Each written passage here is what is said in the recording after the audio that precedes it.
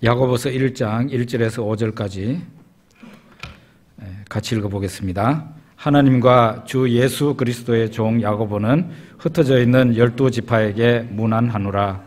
내 형제들아, 너희가 여러 가지 시험을 당하거든 온전히 기쁘게 여기라. 이는 너희 믿음의 시련이 인내를 만들어내는 줄 너희가 알미라. 인내를 온전히 이루라. 이는 너희로 온전하고 구비하여 조금도 부족함이 없게 하려 함이라. 너희 중에 누구든지 지혜가 부족하거든 모든 사람에게 후히 주시고 꾸짖지 아니하시는 하나님께 구하라. 그리하면 주시리라. 아멘.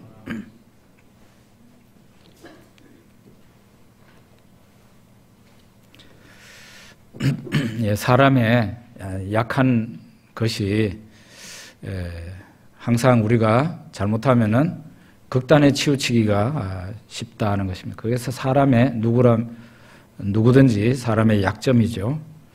기독교 신앙에 있어서도 그런 현상이 나타납니다. 어떤 사람들은 예수를 믿고 구원받았으니 이제는 내가 막 살아도 구원은 없어지지 않는다, 그렇게 믿는 사람들이 있습니다. 바로 구원파 이단이 그런 믿음을 갖고 있죠. 극단입니다. 이 사람들과 정반대로 어떤 사람들은 이렇게 생각해요. 예수를 믿는 것만으로는 충분하지 않다.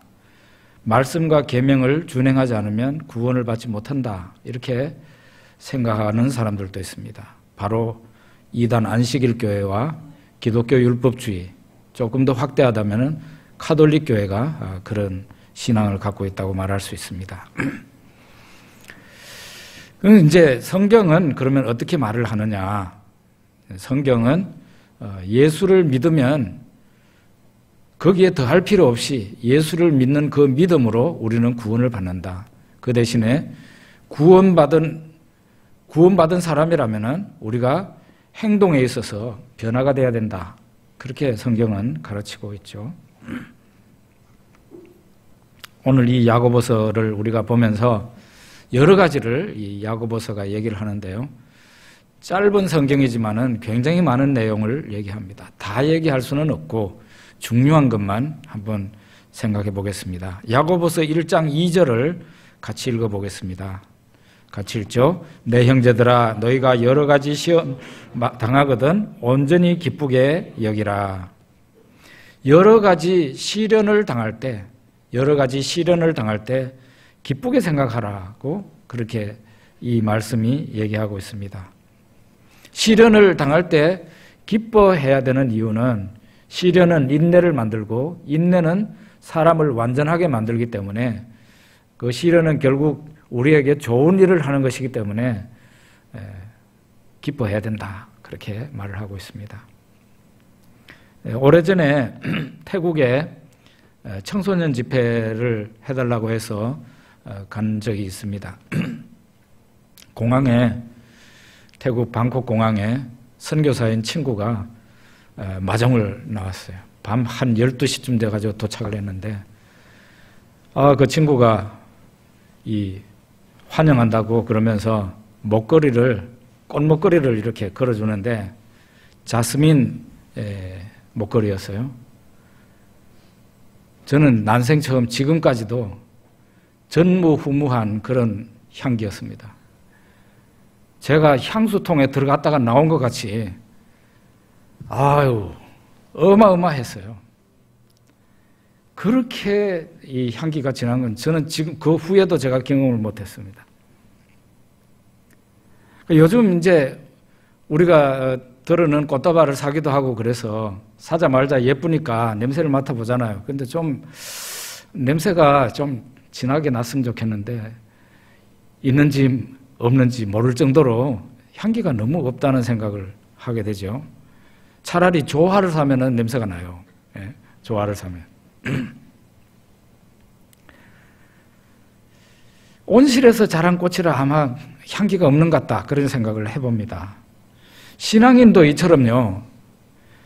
신앙인의 그 독특한 향기, 신앙인에게서 나오는 그 향기가 있는데, 우리 예수 믿는 사람들 같은 예수 향기죠. 이게 나와야 되는데, 그게 나오려면은 시련을 통과해야 돼요. 시련을 통과해야 돼요. 사람이 천성이 착한 사람들이 있어요. 그런데 착하기만 하지 시련을 통과하지 못한 사람들은요, 예수를 믿어도 저 사람 분명히 착한데 향기가, 사람 착한 것은 인정하겠는데 예수의 향기가 그 사람에게서 잘 안 나와요. 우리가 시련을 통과할 때 아유, 내가 이제 죽었구나, 내가 여기에서 인생의 낙오자와 실패자가 되는 건 아닌가, 아유, 내가 이제는 여기에서 내 인생이 끝이구나, 정말 아득한 그런 사태를 우리가 만나게 되지요. 그때에 어떤 느낌이 듭니까? 내 자신이 죽는다는 느낌을 들잖아요. 내 자아, 내 고집, 이런 게 죽어나간다는 그런 느낌을 우리가 받을 수 있어요. 이와 같이 이런 것이 거듭되면서 나 자신이 죽어질 때, 나의 자아가 박살이 날 때 드디어 예수의 향기가 나온다는 거죠. 하나님은 이렇게 우리로 하여금 시련을 당하게 해서 우리가 더 온전한 그리스도인이 되고 예수 믿는 사람으로서의 그 향기를 드러내게 하는 그런 하나님이시다. 그런데 중요한 것은요, 시련 가운데 우리가 당하는 그 어려움 가운데는 유혹이라는 것도 있는데요. 유혹에 대해서 한번 보죠. 야고보서 1장 13절 14절 한번 봅시다. 사람이 시험을 받을 때에 내가 하나님께 시험을 받는다 하지 말지니 하나님은 악에게 시험을 받지도 아니하시고 친히 아무도 시험하지 아니하시느니라. 오직 각 사람이 시험을 받는 것은 자기 욕심에 끌려 미혹됨이니. 이 유혹이라는 것도 우리가 당할 수 있는 시련 가운데 하나입니다. 아주 괴로운 것이죠. 예수님도 유혹을 많이 당해보셨거든요. 그러나 그 유혹에 넘어진 게 아니라 승리하신 분이죠. 자신이 고난을 받아 어려움을 당해보셨기 때문에 유혹받는 자들을 능히 도우실 수 있다고 말을 합니다. 일종의 시련이에요. 이 유혹은 일종의 시련이에요. 그런데 야고보서 2장에서 1장에서 말하고 있는 거는 유혹은 하나님에게서 오는 게 아니라는 거예요. 유혹은 하나님에게서 오는 것도 아니고 하나님은 유혹을 받으시는 분도 아니다 그랬어요.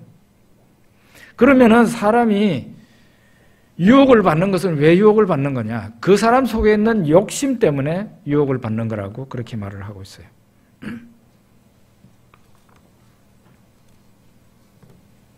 순수하던 신앙인이 왜 타락을 합니까? 유혹에 넘어가기 때문에 타락하는 거예요. 예전에는 감동을 주던 사람, 말씀으로 감화를 주던 그런 사람이 왜 이상하게 사람이 변질됩니까? 뭔가는 그 사람이 유혹에 넘어가 버렸기 때문에 본 그리스도인의 그 자세를 잃어버린 것이죠. 마태복음 4장에 보면은 우리를 유혹하는 자가 있습니다. 바로 사탄인데요. 예수님에게 나타나서 예수님이 가장 약할 때 약한 부분을 가지고 예수님을 건드리죠.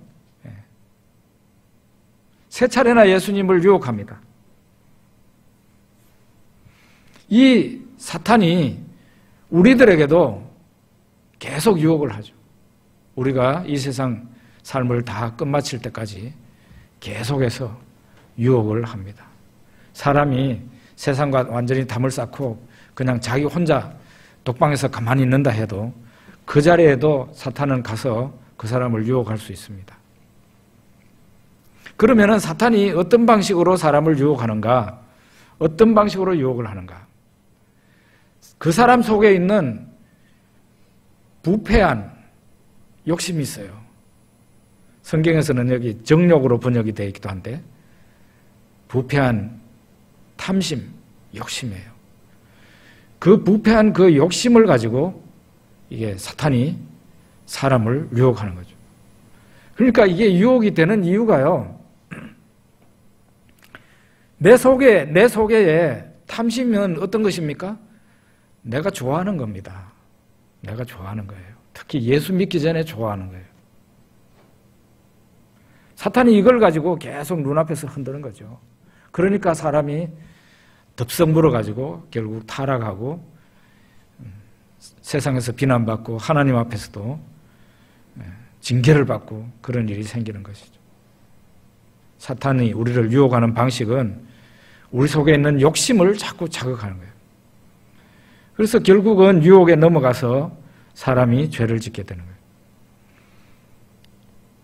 예전에는 안 그랬는데 순수하던 사람이 넘어가서 타락하고 변질되는 것을 볼 때 우리가 그 사람들을 비난만 할 것이 아니라 나도 얼마든지 저렇게 될 수 있다. 그런 생각을 갖고 조심해야 될 것입니다. 자, 이제 그 야고보서 2장 26절을 한번 봅시다. 야고보서 2장 26절. 영혼 없는 몸이 죽은 것 같이 행함이 없는 믿음은 죽은 것이니라 했어요. 이렇게 우리가 예수를 믿는 그 믿음, 우리 속에 있는 믿음이 가짜가 아니라 진짜라면은 행함이 있게 돼 있다는 거예요. 예수를 믿는 믿음이 있는데 행동은 안 믿는 사람하고 똑같다. 그러면은 그 사람은 믿음이 제대로 된 믿음이 아니라는 거죠. 우리의 믿음이 참된 믿음이라면은 행함은 반드시 뒤따라온다. 그게 성경에서 얘기하는 겁니다. 야고보에서 말하고 있는 것은 우선 이 두 가지와 또 다른 한 가지가 있는데요. 두 가지가 뭔가 하면은 첫째로 신자의 입에서 나오는 그 말이 달라진다는 것이죠. 야고보서 3장 8절과 9절을 한번 읽어봅시다.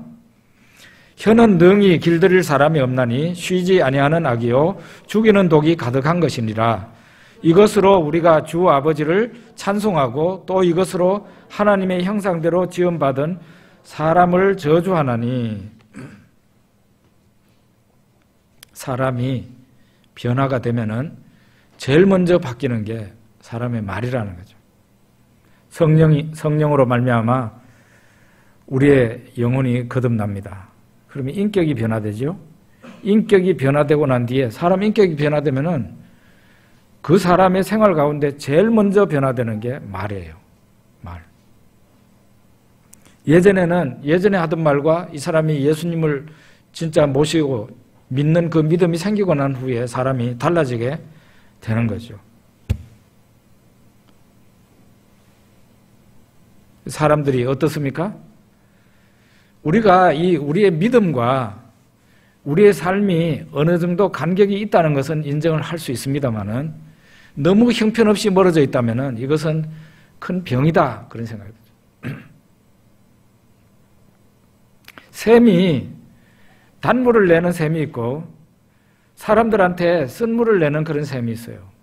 아무런 맛도 없는 그런 샘도 있어요. 단물을 내는 샘은 언제 찾아가도 그 샘은 그 맛을 그대로 가지고 있어요. 단물이에요. 그런데 산골짜기에서 나오는 그 샘물이라 할지라도 그 희한하게 바로 옆에 있는 샘물은 또 옆에 있는 단물 내는 샘하고 달라요. 맛이 한 개도 없고 그냥 입만 버리는 그런 샘이 있어요.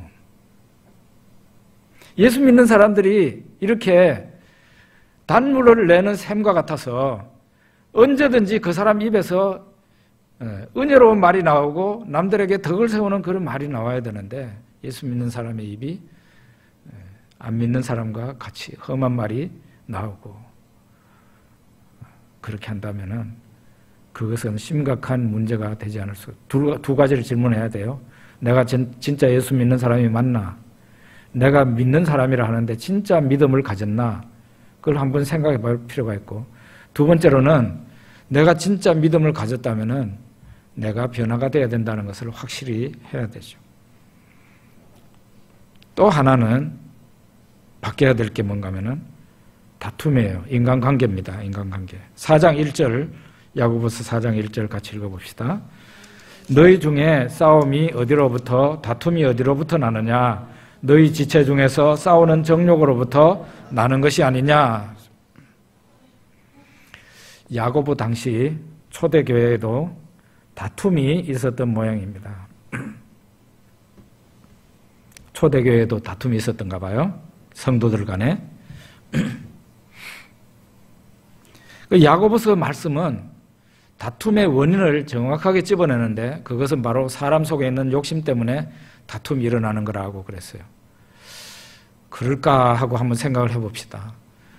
분쟁이 일어날 때, 교회 안에서 분란이 일어날 때, 우리가 사회에서 어떤 사람하고 다툼이 일어날 때 왜 다투는 일이 생기지 하고 근원을 찾아가서 보면은 결국 내 욕심과 상대방의 욕심이 충돌하기 때문에 다툼이 일어나는 거죠.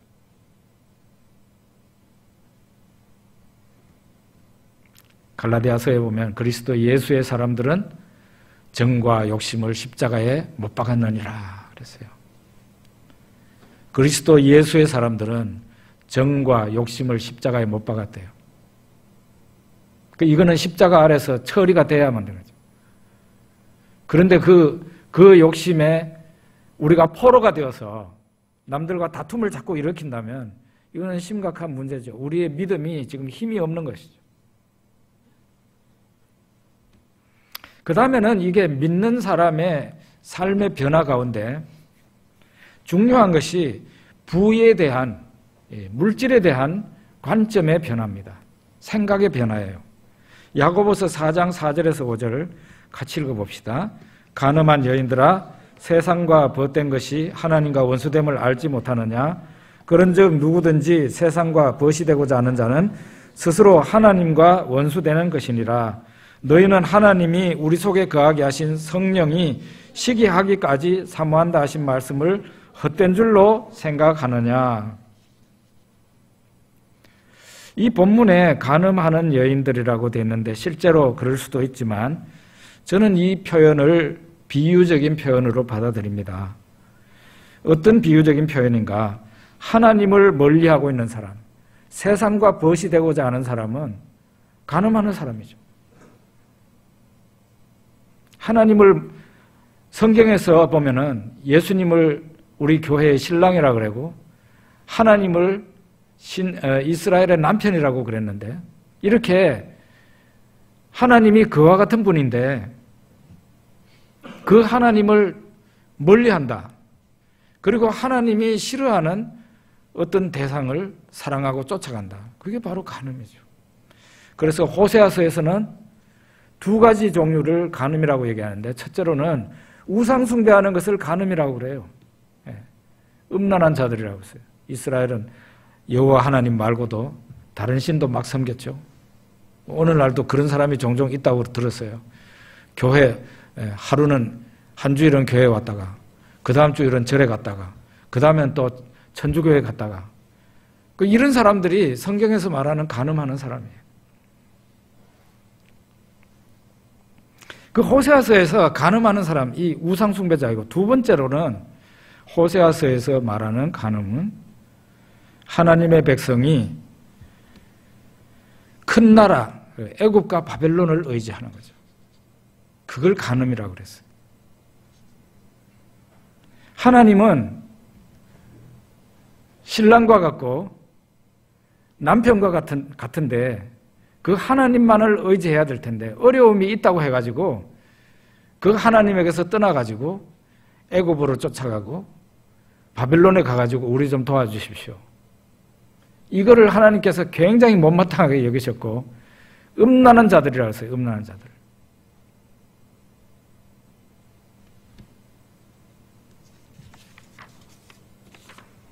오늘날 어떻습니까?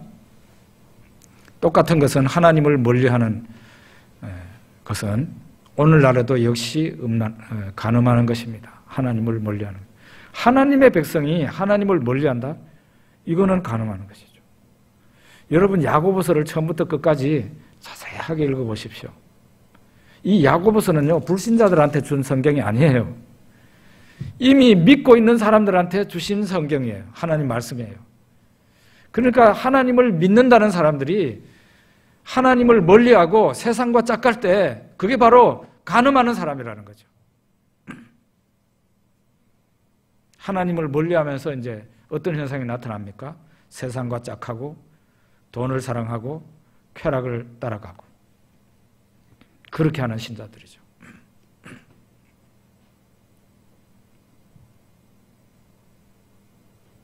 쾌락을 따라가는 거죠.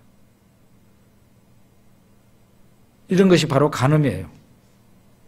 그 옳은 신자라면, 제대로 된 신자라면은 내 마음속에서 세상을 따라가고 싶어하는 유혹을 느끼고 돈을 쌓으려고 하는 그런 욕심이 생기고 쾌락에 대한 그런 향수, 옛날에 누렸던, 예수 안 믿을 때 가졌던 그런 쾌락, 거기에 대한 향수가 있다고 하더라도 올바른 믿음을 가진 사람이라면 이것을 지우려고 노력하고 이것을 밟으려고 노력을 해야 되죠. 이것을 없애버리려고, 무시하려고 노력해야 되는데, 간음하는 자는 어떻게 되느냐? 이런 유혹을 받으면 세상과 돈과 쾌락을 대한 그런 유혹을 느낄 때 그냥 도살장으로 끌려가는 소나 양처럼 그냥 끌려가요. 아무런 힘도 못 써요. 그냥 그대로 끌려가서 살게 되죠. 그게 바로 간음입니다. 여러분, 우리가 죽을 때를 생각해 봅시다. 제가 요즘 와서 설교에 죽을 때를 많이 생각하라는 그런 설교를 굉장히 많이 하는 편인데요. 여러분과 저는 진리 하나가 있거든요. 얼마 안 가서 죽습니다. 여기에 안 죽을 사람 아무도 없습니다. 얼마 안 가서 죽습니다. 그때 이 사람이 유종의 미를 거둬야 된다 그러는데 죽을 때 잘 죽어야 된다. 그런데 세상에서 명예와 부를 아무리 많이 쌓아도 죽을 때 가면요, 가치 재료가 됩니다. 아무런 가치가 없어요. 이런 가치도 없어요. 내가 모아놓은 모든 명예와 모든 재물이 내한테는 아무런 가치가 없어집니다. 심지어는 내가 입은 옷도 내가 가지고 가지 못하고 내 이 몸도 못 가지고 갑니다. 저 하늘나라에.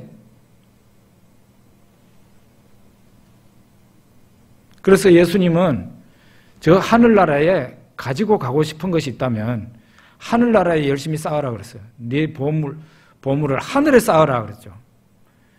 그게 역설적이게도 내가 그 보물을 움켜쥐고 있으면 이 세상에서 끝나요. 그건 하늘나라하고는 아무 관계가 없어요. 그런데 내가 그 움켜쥐고 있는 그 보물을 하늘에다가 쌓으면은 내가 죽고 난 후에 그 하늘에서 그것을 받게 됩니다. 그래서 우리에게 명예도 필요하고 때로는 부도 필요하지만 부지런히 하늘에 떠나보내야 됩니다. 우리 지금 현재 내 손에서 떠나보내야 됩니다. 재물을 하늘에 쌓는 방법이 가난한 사람을 열심히 구제하는 거라 그랬어요. 성경에. 가난한 사람을 열심히 구제.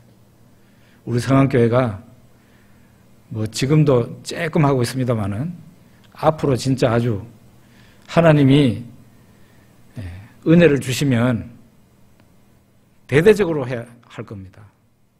정말 가난한 사람들에게 막 이렇게 가까이 가고 물질적으로 도움 주고 그들을 세워주고 그 하늘에 우리의 보물을 쌓는 거예요. 그리고 그것뿐만 아니고 하나님을 위해서, 그러니까 이 재물을 나를 위해서 사용하는 게 아니라 하나님의 영광을 위해서 사용하면은 그게 전부 다 하늘나라에 돈을 쌓는 거라는 거예요. 그 역설적이게도 내가 그 물질이나 이런 것을 내 소유라고 생각하고 끌어안고 있으면은 이 세상에 내가 죽으면서 그건 끝이라니까요. 그게 나한테서 떠나가는 거예요. 그런데 내가 움켜쥐고 있던 것을 다른 사람을 위해서 열심히 돕고 하나님 앞에 드리고 이렇게 하면은 이게 하늘나라에 가서 쌓여있기 때문에 내가 죽고 난 뒤에 어떻게 되겠어요? 하늘에서 그 물질을 만나게 되는 거죠. 내가 쌓은 보물을 내가 만나게 되는 거죠.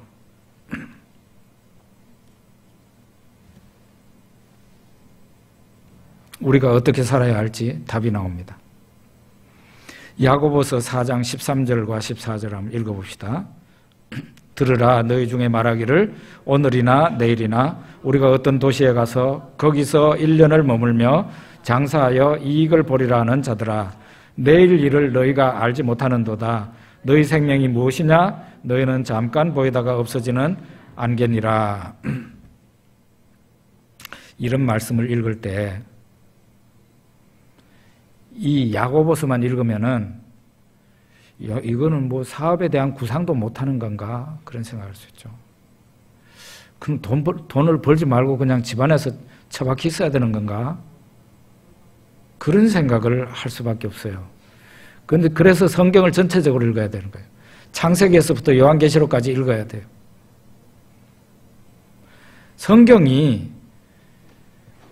열심히 하나님을 믿고 경제활동을 열심히 잘하는 것에 대해서 정죄하는 게 아닙니다. 그걸 분명히 해야 돼요. 하나님을 경외하는 가운데 열심히 일을 해서 돈을 벌고 그 돈을 가지고 하나님을 위해서 쓰고 어려운 사람들을 또 도와주고 그렇게 하라는 것이에요. 그래서 잠언서에는 게으른 사람을 책망합니다. 게으른 자여, 너 개미에게로 가서 그 하는 것을 보고 배우라. 그랬어요. 게으름에 대해서는 성경이 책망을 하지만 열심히 경제활동을 하고 열심히 나가서 일을 하고 돈 벌려고 하는 것에 대해서 성경이 그 사람을 비판하는 게 아니에요. 이 말씀을 제대로 이해해야 되는데 그게 뭔가 하면은 욕심으로 마음이 들떠서 하나님의 뜻을 생각하기보다는 자기 욕심을 펴려고 하는 것에 대해서 비판을 하는 거죠. 오늘이나 내일이나 우리가 어떤 도시에 가서 거기서 1년을 머물며 장사해서 이익을 크게 보자. 이 사람들의 말에는 하나님이 없어요. 하나님의 뜻이 어떤지 알아보고 싶은 마음도 없어요. 이미 이 사람들의 마음속에는 하나님이 멀어져 있는 거예요. 뭐만 보여요? 가까이에 물질밖에 안 보여요. 그거를 비판하는 겁니다. 그래서 성경적인 옳은 경제관은 열심히 일을 해야 된다. 또 돈이 잘 안 벌릴 때는 기도할 수도 있습니다. 돈이 잘 벌리게 해달라고. 제가 요즘 우리 교회 어떤 성도를 위해서 기도하는데 하나님 아버지 돈이 잘 벌리게 해주십시오. 그 성도를 위해서 기도하고 있어요. 그렇게 기도할 수 있어요. 그래야 우리가 다른 사람에게 짐이 되지 않고 다른 사람에게 꾸러 다니지 않고 다른 사람을 도와줄 수 있잖아요. 열심히 일을 해야 되고 또 하나님께서 복을 주셔야 되잖아요. 오늘이나 내일이나 우리가 어떤 도시에 가서 거기서 1년을 머물며 장사하여 이익을 보리라 하는 자들아. 뭐가 문제인가? 이 신자들은 하나님을 별로 생각하지 않고 있어요. 하나님의 뜻이 어떤 것인지도 알아보려고 하지 않아요. 하나님이 계셔야 할 그 가까운 자리에 뭐가 있습니까? 돈이 어른어른 하는 거예요. 그걸 얘기하고 있는 거예요. 이 신자들이 또 하나 모르는 것은 인생이 안개와 같다는 것을 모르고 있는 거예요. 내 인생이 순식간에 끝날 수 있다는 것을 모르고 있는 거죠. 야고보서는 이제 마지막에 무엇을 얘기하는가 하면은 주의 강림이 가깝다고 얘기를 합니다. 야고보서 5장 8절과 9절을 읽어봅시다. 너희도 길이 참고 마음을 굳건하게 하라. 주의 강림이 가까우니라. 형제들아 서로 원망하지 말라. 그리하여야 심판을 면하리라. 보라 심판주가 문 밖에서 계시느니라. 이렇게 주의 강림이 가깝다고 그러고 보라 심판주가 문 밖에서 계신다. 문 밖에서 계신다. 어떤 사람은 예수님이 걸어오시는 소리가 들린다. 그렇게 말을 하는 분도 있죠. 우리가 예수님의 강림이 가까웠으니 신자는 마땅히 예수님 만날 준비를 해야 된다는 거죠. 인생이 안개와 같다고 했으니 우리 인생은 이 세상에서 아주 짧게 끝나게 되거든요. 그러면은 하늘나라에서 예수님 앞에, 하나님 앞에 서게 되는 거죠. 예수님의 재림이 우리 살아있을 때 오시면 좋지만 혹시 우리가 죽고 난 뒤에 오더라도 우리는 예수님을 만나게 됐죠.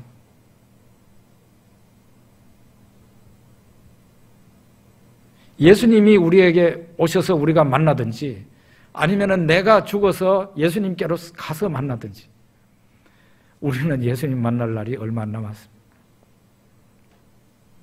그렇다면 우리 인생도 안개와 같이 짧고요.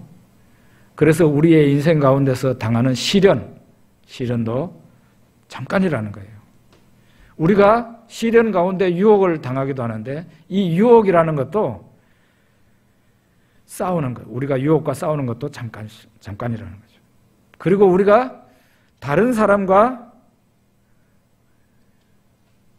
다투는 것, 욕심 때문에 다툰다 그랬죠. 그 다투는 것도 부질없는 짓이라는 거죠. 아까운 우리의 짧은 인생에 왜 다투고 사냐. 그리고 가장 어리석은 것은 야고보서 5장에 말세에 불을 쌓는 거라고 그렇게 얘기를 했습니다.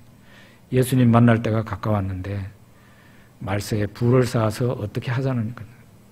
하나님께서 우리에게 주시는 것이 있으면 부지런히 하나님을 위해서 사용하고 저 하늘에 우리의 보화를 쌓을 수 있어야 되겠죠. 야고보서가 우리에게 가르치는 것이 무엇인가? 가장 중요하게 가르치는 게 사람 속에 있는 욕심. 그 욕심을 그대로 내버려둬서는 안 된다는 거죠. 하나님을 믿는 사람이라면 그 욕심이 처리가 되어서 변화가 되어서 하나님을 위해서 드리고 형제 자매들과 화목하게 지내고 예수님의 강림을 기다리는 그런 사람이 되어야 된다.